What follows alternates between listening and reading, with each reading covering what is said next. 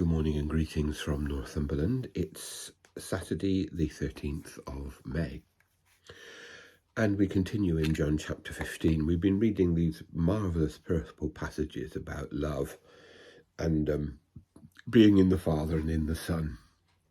But then Jesus says this in verses 18 to 21. If the world hates you, be aware that it hated me before it hated you. If you belong to the world would love you as its own. But because you do not belong to the world, but I have chosen you out of the world, therefore the world hates you. Remember what I said to you, servants are not greater than their master. If they persecuted me, they will persecute you.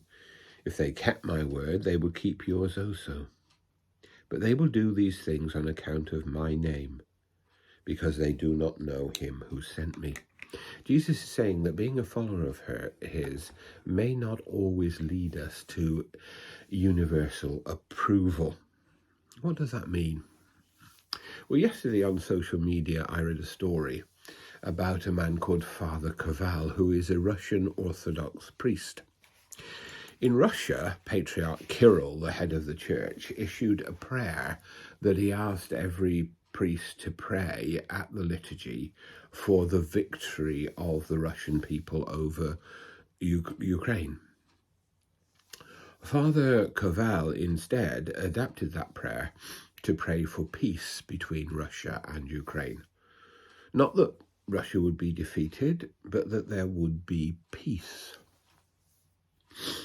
And for that he's been deprived of his priesthood, defrocked by the church and cast out from his job because his parishioners, presumably those who pray for the Russian cause, reported him. That seems to me to be a very clear example of what Jesus is saying.